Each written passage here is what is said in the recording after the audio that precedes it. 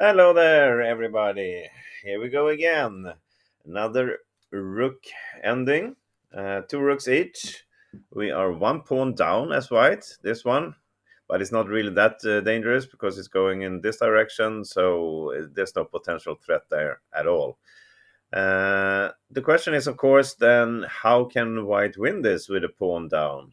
Well, the answer is, of course, that we are starting to move, so we have the initiative and we need to keep it all the way to the victory. So you can pause the video now and analyze this and see if you can find out on your own how white wins from here. Go ahead. Okay, did you find it? Well, of course, we want to do a smothered mate here on the first row, but just preparing for that with something like rook c2. This is too slow.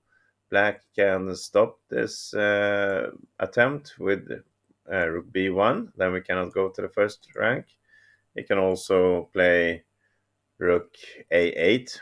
That will do the same trick, and we are not getting anywhere from here.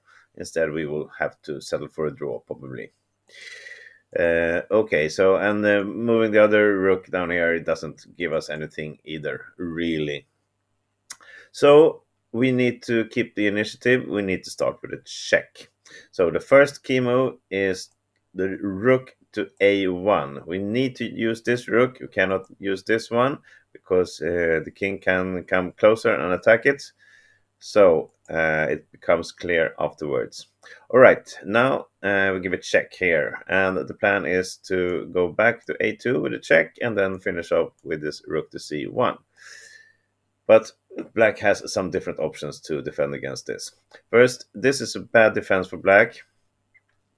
Because if he has the plan to go to g1 here and settle for rook f1 to stop it, it's not going to work for him, because then we have this move, rook to g2 check, and we follow up with a checkmate.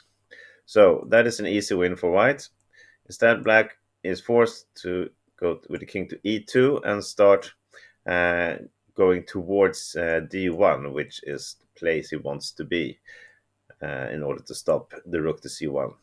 And we are continuing, we are allowing him to get to d1. Now we only moved the king from f1 to d1, but we also got our rook here to the second rank. Okay, so that was the first mission, to move the king up to d1, and now we will continue with something else. Of course, we cannot check here, but what are we doing from here? Pause the video again if you want to. Okay, here we go.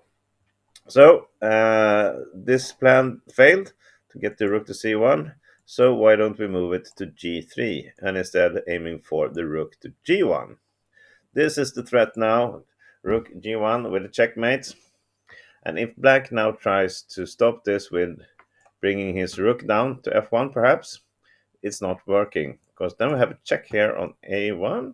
The king is forced up to e2 to protect his rook, and we continue with a rook check on g2. Now if the king moves up somewhere, he's going to lose his rook. And if he puts the rook in between, we just check from behind and we grab the rook anyway. And with one rook up like this, it's a very easy win in the end. So we don't have to analyze all the way from here. This is winning for white. Okay. Oh, now I accidentally started all over from the beginning. Okay, let's do this.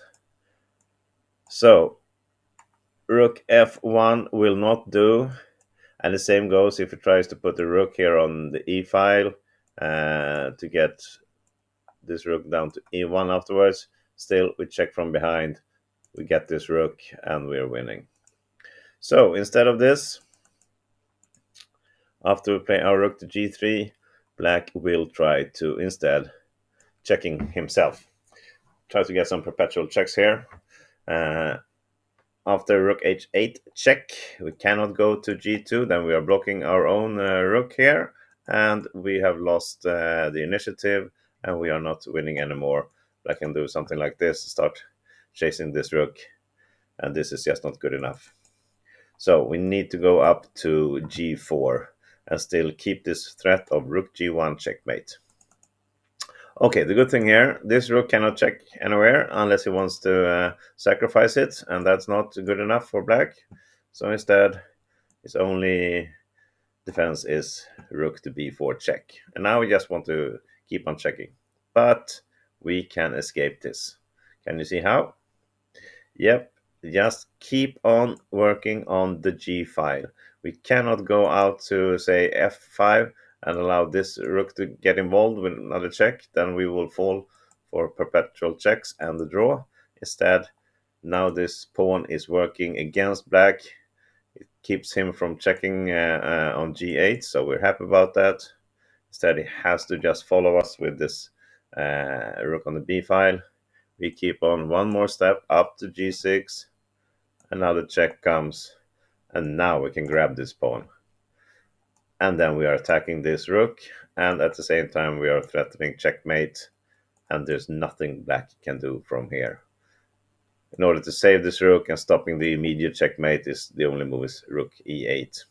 But of course, again, we are checking from behind, grabbing this rook, and now we will win this. 2 rooks versus 1 is an easy win. So that's how you win this already from the beginning. Keep on checking, have a clear plan, and in the end you win this as white if you play the perfect row of moves. Thank you for watching this, and I hope you enjoyed it. See you again tomorrow. Bye bye.